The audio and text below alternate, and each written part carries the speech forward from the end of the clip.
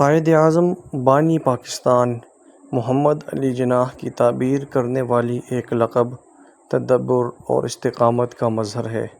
1876 میں نوآبادیاتی ہندوستان کی تاریخوں کے درمیان پیدا ہوئے اس کے ناقابل تسخیر جذبے اور غیر متزلزل عزم نے اسے آزادی کی جدوجہد کے ہر اول دستے کی طرف دھکیل دیا، جس نے بڑی تدبیر سے ایک خود مختار قوم کے عروج کو پہنچایا۔ جناح کی بصیرت ایک قانونی چراغ اور ایک ہوشیار سیاستدان کے طور پر ان کی مکمل فصاحت کے ساتھ ان کی قیادت اور ہندوستانی مسلم آبادی کے حقوق کی وکالت کو تقویت ملی۔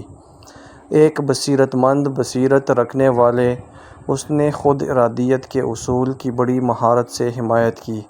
اس نے متضاد سیاسی امنگوں کے باوجود ایک خود مختار مسلم ریاست کے لیے آواز بلند کی۔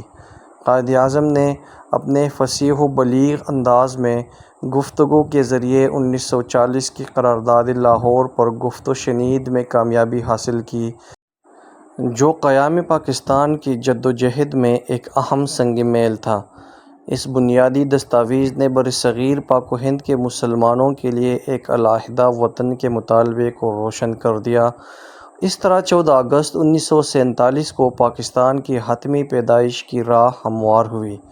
قابل احترام قوم بنانے والے کے طور پر جناح نے اپنے ہم وطنوں کو جوش دلانے اور لچک اور قومیت کے اجتماعی جذبے کو جنم دیتے ہوئے ایک کمانڈنگ چمک اور کرشماتی موجودگی کو ظاہر کیا۔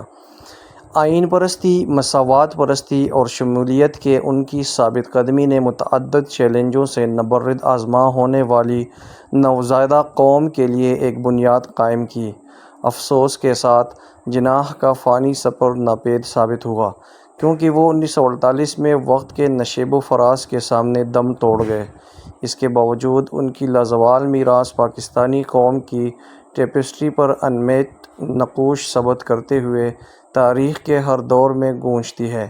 قائد اعظم کی استقامت، غیر متزلزل عزم اور دور اندیش قیادت ایک نارتھ اسٹار کے طور پر کام کرتی رہتی ہے، جو نسلوں کو پاکستان کے بانی اصولوں کو برقرار رکھنے اور ایک خوشحال اور مساوی مستقبل کے حصول کے لیے جدوجہد کرنے کی تحریک دیتی ہے۔